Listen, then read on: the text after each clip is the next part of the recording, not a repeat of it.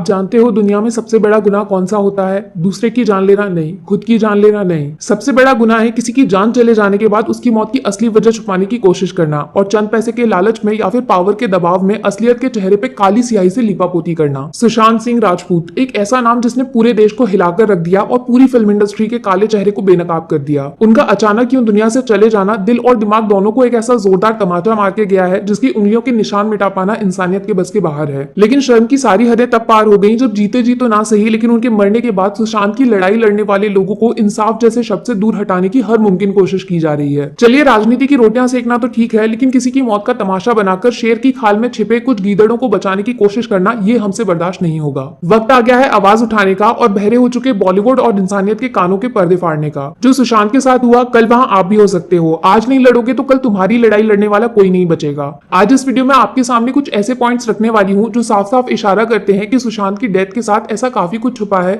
जिसको दबाने की जीतोड़ कोशिश की गई है। हम तो सिर्फ आंखों से देखते हैं और कानों से सुनते हैं लेकिन ऊपर बैठे हुए लोग आपके दिमाग से खेलने का शौक रखते हैं। रोबोट मत बनिए, अपने दिमाग का रिमोट कंट्रोल अपने हाथों में पकड़ लीजिए। पहला रीजन है सुशांत के सोशल मीडिया अकाउंट से छेड़छाड़ जिसने काफी सारे सवाल खड़े कर दिए हैं। कुछ रिपोर्ट्स की बात माने तो उनके ट्विटर अकाउंट से कुछ लोगों को फॉलो किया जा रहा है तो इंस्टाग्राम अकाउंट से कुछ यूजर्स अनफॉलो भी हुए हैं। अब मुझे नहीं पता कि उनके अकाउंट हैंडल कौन और कैसे कर रहा है लेकिन इस तरीके की एक्टिविटीज को नजरअंदाज करना किसी बड़ी साजिश की तरफ इशारा करता है। एक रिपोर्ट तो यह भी बताती है कि सुसाइड से कुछ वक्त पहले ही सुशांत के इंस्टाग्राम अकाउंट से काफी सारे फोटोज को डिलीट भी किया गया और सिर्फ गिने चुने पर्सनल फोटोज को पब्लिक अकाउंट में छोड़ दिया गया। जानबूझ के कुछ फेक न्यूज भी उड़ाई गई जिसमें उनके नाम का सहारा लेकर कुछ नकली ट्वीट्स को असली बताकर उनकी सुसाइड के मनगढ़ंत रीजंस भी दिए गए।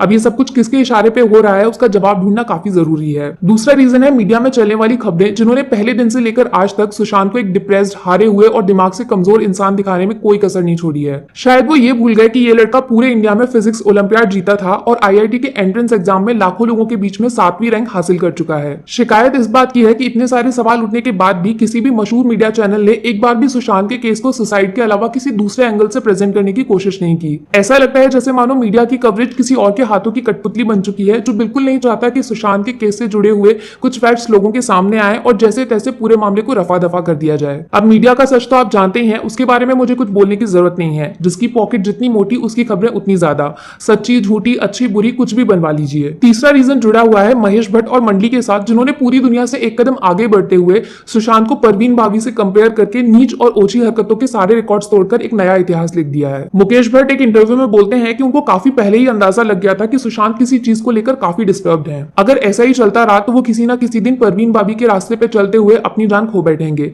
उनकी सुसाइड मेरे लिए कोई अचंभे वाली बात नहीं है, मैंने इसको काफी पहले ही आते हुए देख लिया था। मैं बस इतना पूछना चाहूंगी कि अगर सुशांत की जगह कोई अपना घर वाला अगर ऐसे हादसे का शिकार होता तो भट्ट साहब किसी इंटरव्यू में बैठकर इस तरीके की समझदारी वाली बातें करते क्या?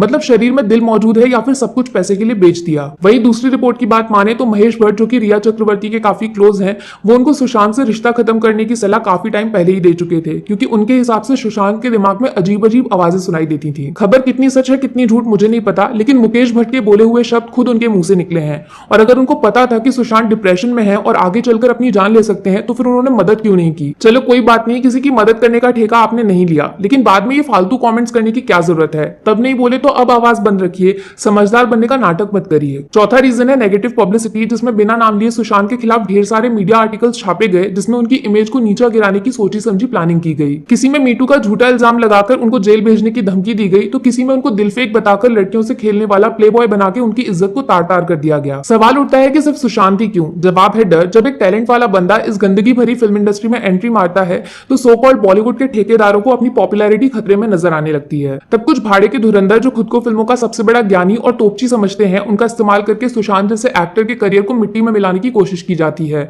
और घटिया से घटिया खबरें खुलेआम मैगजीन्स की हेडलाइन बनाकर बेच दी जाती हैं। दरअसल ये so called film analyst industry के बड़े बड़े स्टार्स के इशारों पे काम करते हैं और सिर्फ आउटसाइडर्स की बुराइयों को बहस का मुद्दा बना लेते हैं। वहीं दूसरी तरफ स्टार किड्स के लिए इनके मुंह से सिर्फ फूल ही झड़ते हैं। अब भले ही किसी ने बंदूक ना चलाई हो लेकिन चलाने वाले के दिमाग में उस बंदूक का निशाना खुद की तरफ घुमाने के लिए मजबूर करने वाले किसी कातिल से कम नहीं होते हैं और ये कोई आत्महत्या नहीं बल्कि कोल्ड ब्लडेड मर्डर कहलाता है। पांचवा रीजन जुड़ा हुआ है सुशांत के सबसे करीबी दोस्त संदीप सिंह के साथ जिनको मीडिया में सुशांत के सबसे नजदीक बताने की कोशिश की गई है और दोनों कई सालों तक साथ में स्ट्रगल भी कर चुके हैं। दरअसल बात ऐसी है कि संदीप के कुछ टीवी इंटरव्यूज हैं जो वायरल हो चुके हैं। अगर आपका कोई नजदीकी दुनिया से चला जाए तो आप नेचुरली उसके लॉस में डूब जाते हो लेकिन संदीप अपने इंटरव्यूज में किसी न किसी तरीके से इंडस्ट्री में मौजूद लोगों का बचाव करने की कोशिश कर रहे हैं। एक तरफ वो नेपोटिज्म जैसे शब्द को सबसे बड़ा दोषी मानने से इनकार कर देते हैं, तो सुशांत के हाथों से फिल्मों के चले जाने को भी जस्टिफाई करने की कोशिश करते हैं। उनका ये रवैया लोगों को कुछ खास पसंद नहीं आया और सवाल उठना तो बनता ही है। कुछ लोग तो ये भी बोलते हैं कि संदीप फिल्म इंडस्ट्री में अपने भविष्य को सुरक्षित रखने के लिए